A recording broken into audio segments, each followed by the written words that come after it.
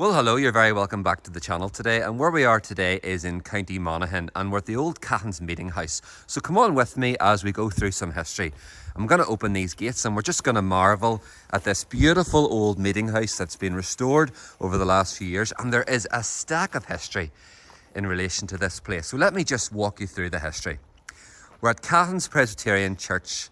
It's an old meeting house, and we're between Monaghan town and Ballybay on the road to Coot Hill in County Monaghan itself. And the story about this wonderful place as the sun beams on this majesty of a building is that the Scottish border people's conversion in the 16th century through the reformer John Knox brought about many people to subscribe to the Presbyterian faith.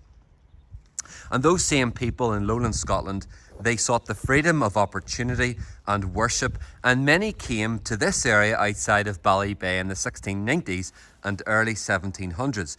And the original meeting place here was built in the 1740s. This is a newer construction. And there's a wonderful work has went on by the Cahans Trust. And you can see, and you can pause the video here, and if you want to read that, you can go and do that. But let me walk you around this place and let me take you on a journey through time. So originally, there was a man, the first minister was a man by the name of Reverend Dr. Thomas Clark, and he led the Cahans Exodus in 1764. I'm going to be showing that on a slightly different video, so do tune in for that. And he came here in 1754 and he ministered until his leaving in 1764. And then, of course, we had the second minister, who was the Reverend John Rogers, and he built the new church here. And there's a memorial stone. So what do you see this? Can you see that, Jared, just at the top?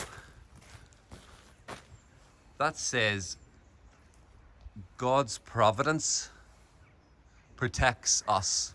And that is a memorial to John Rogers in the year 1779. So during his ministry. And John Rogers actually wanted the Presbyterian trainee ministers, instead of having to go to Scotland, he wanted them to stay in Ireland to study.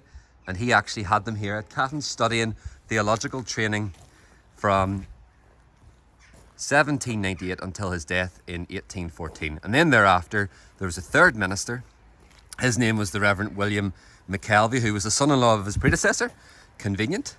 And then there was a fourth minister, and his name was the Reverend Macaulay, and he served for a grand total of 47 years, and he went to great lengths for record keeping. And there's a plaque here that commemorates him and the old church, because the original church was built in 1740, and then there was an amendment made in 1779, and just up there you can see that. Let me log in, let me zoom in for you. That says Christ is all in all, and that's a reference to the Reverend Macaulay in 1840. Wonderful history. I'm gonna also, we're getting an invitation in today, so there are people coming to let us into the church for a look around. So that's amazing to think that there's the memorial there, memorial stone. The fourth minister, the Reverend Matthew Macaulay, who served 47 years. He documented so much of the history, and that plaque commemorates him. He also served during those dreadful times of the years of the famine. And this place is steeped in history. You'll remember just that plaque on the other side, dating from 1779. Here's the graveyard as we're just walking around here. That second minister, the Reverend John Rogers, he was an active volunteer in the movement that would have led up to the 1798 rebellion. And he went to the Dungannon meeting, and that would have been the forerunner of the essentially part of the 1798 rebellion, with the yeomanry and the people that would have been the forerunner of the struggle for Irish independence.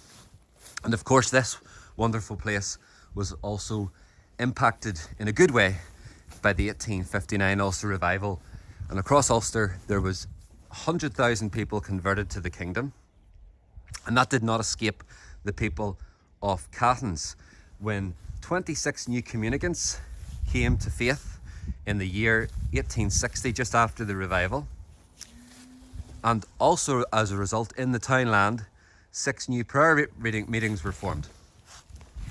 In addition to that, there was a highly sought after temperance movement. If you're not sure what temperance means, it is a movement within faith communities that leads to the abstaining of alcohol. And there was a pledge in this place of Cahans by 69 members on the 4th of July 1869 that they would abstain from alcohol. They would not drink, and they would spend their time more wisely pursuing sober means. And then Presbyterians also highly sought after and valued education, and they constructed a local school, and Urker was what it was called, and it stood and taught the people in the land from 1819 to 1987. There's a great story as well. Who's the praise leader of this wonderful place? His name was Samuel Oliver, and he worshipped here, and he led the praise for 49 years and 3 months, and he walked from his home 5 miles and back over 50 years, and he only missed church on 7 occasions. He died in 1917, so this was even before cars were in place. Then there were some wonderful missionary accounts here, and there's a person memorialised here, the Reverend Hope Waddell, who served in Jamaica and West Africa, and then also Sarah Bell in Angola, and both were former members. And then finally, there's a blue plaque commemorating David Nelson, who won the Victoria Cross. He was killed in 1918 after much gallantry in the First World War. So of course here the land, it's not an active church today. It is active in the community, but it's not an active weekly worshipping place. And as a result of famine, emigration and economics, there was a large decline in Presbyterian numbers, and that caused the closure of this church in 1972 as a weekly meeting place, and the congregation then merged with neighbouring Ballybay, and that's where there is a witnessing place of Presbyterians in this land just down the road. Here is the stables, or the old Presbyterian church hall that the congregation would have used. So come on with me, as this has been wonderfully restored in 2022. There's been a lot of work that has went on into this facility. So this is just off the main church congregation. And I'm going to go in now, and we're going to see what it looks like restored. So thankfully nowadays we have toilet access. So there's a disabled toilet and then 2 toilets just there. There's a little storeroom here underneath the main staircase that has been constructed. And I'll say to you that the main old staircase was on the outside to preserve room on the inside, but unfortunately health and safety didn't allow that. So what we've got now is the storehouse, the stairway on the inside has now been constructed, taking a metre into the inside of the building, and it's taking up some room so that we can get up to the upper floor. And this is where the congregation would have met for midweeks. And as the minister has just told me, this is where the congregation would have met in the winter time when it was too hard to heat the sanctuary in the main church. This has been wonderfully restored. Some fantastic work has gone in here. And the people in the community now use this as a meeting place for an historical group. And just recently, Wi-Fi has been installed, and it is now used as a computer training room. There's the Vodafone broadband router. There's the old fireplace that would have been in use to heat the room. Much easier to heat this room than the main church just out the window there. The roof was taken out and relaid. A lot of the slats were reused. Incredibly, the wooden floors, the timber floors, are still just essentially rubbed down and reused again. They didn't need replaced. Great testament to the workmanship of the builders. Fantastic. And this room is still in 2024 used by the community.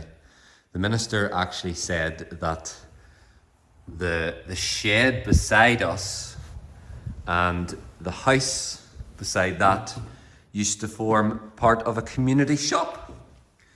So it was wonderful that people were able to attend public worship years ago and buy their groceries as well, maybe on a different day other than the Sabbath. So lovely here to be in the stables of the old church hall that's been converted for community use here. And we are now getting access to Cahans Presbyterian old church meeting place. So come on with me as we walk inside. I'd like to give a public thanks to Elizabeth Steenson and to the Reverend David Nesbitt, who very kindly let us in here. And look at the wonderful architecture. This is a building that's been constructed since 1779. And look, there's a wonderful memorial stone just at the top there, which commemorates the fourth minister, a Reverend Macaulay. It says, "Christ is all in all," and the memorial stone is dated from 1840. So there's been wonderful work has went on here since 2009, and we're getting in here. And this is, remember, this is a hundreds and hundreds of years old Presbyterian church meeting place. And I've been granted special access to come in here. I'm sure my voice is echoing. And look at the wonderful craftsmanship. And you can see how the church would have looked. And you can see that Heather Humphreys, the Minister for Rural Development, opened it just last year. If you want to pause the video there, you can just read along. And again, look at those old walls and look at some of the interesting history that is documented. Please do pause the video if that interests you. And you can have a wonderful look. So we're going to go into the main sanctuary just in a second. Come on with me as we go up those old ancient stairs. And up here is the session meeting place. And it's used as a storage facility at the moment. But this is where the session or the elders would have met with the minister, perhaps to pray or consider. Looks like a half-dead person. Obviously, it's a figurine. This is how the elders and the minister would have warmed themselves with the fire. Great craftsmanship has went into the restoration of the windows. I'm not going to go up there. Looks like there's dead bodies here. Looks like an old memorial there. Oh, I'm not going to go up there, but that's what the roof would look like. Absolutely wonderful. So this is the storage space stroke elders stroke ministers meeting room. We're going to go back down the stairs and we're going to now go into the main sanctuary. So this is no longer an active church meeting place. It's now a bit of a community place between Ballybay and Monaghan town. And look at this. A lot of work has went in through grants and restoration and the people on the committee to restore this beautiful building to its former glories. There's a little bit of retail there that would go to support some of the work here at Cahans, keeping this as a community place. There's some of the old pews. Look at the number. You can see the number 57 on that. I wonder, does this one have a number? That one doesn't have a number. So a lot of the pews in Presbyterian churches were earmarked and they were kept for certain families, and that one there says number 57. And there are lectures here. There are groups. They've had Ballybay Gospel Choir. They've had historical lectures. They've had rural mental health. They've put a kitchen area in here. They've even that's not the original war memorial, but that is a photo of it. That's what it would have looked like. And that shows the people that fought and died for the defence of this nation. There's the wonderful restored windows. You wouldn't often see in Presbyterian churches the window behind the pulpit. You'd normally see them maybe at the sides or the back. This is a January day, by the way, so it's absolutely breathtaking that the sun is shining in and lighting up this glorious meeting house. A lot of fantastic restoration work has went on to commemorate many famous people from the congregation. And look at this, the crowning jewel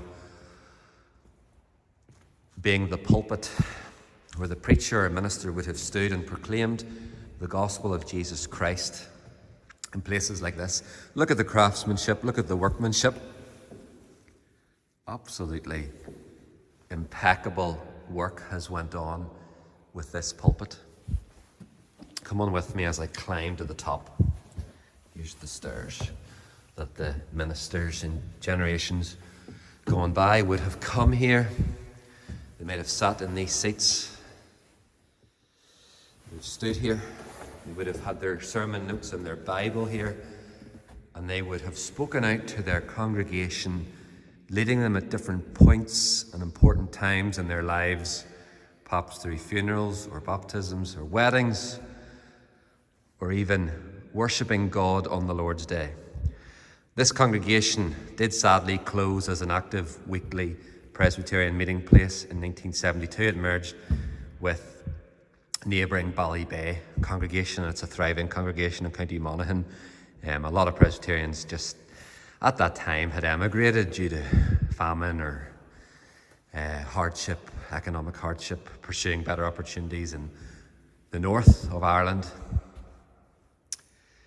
And the church closed in 1972. But through extensive work over the last few years, it has been revamped, it has been restored, and it is used by the community. I've had a wonderful testimony as to how it's used. The hall is used for teaching computers and online work, and this place is used as a community venue. It's wonderful to see a place like this still in use and restored in 2024. Hope you enjoyed the video. Please do subscribe for more, and if you've enjoyed the channel, please do follow along. All the best.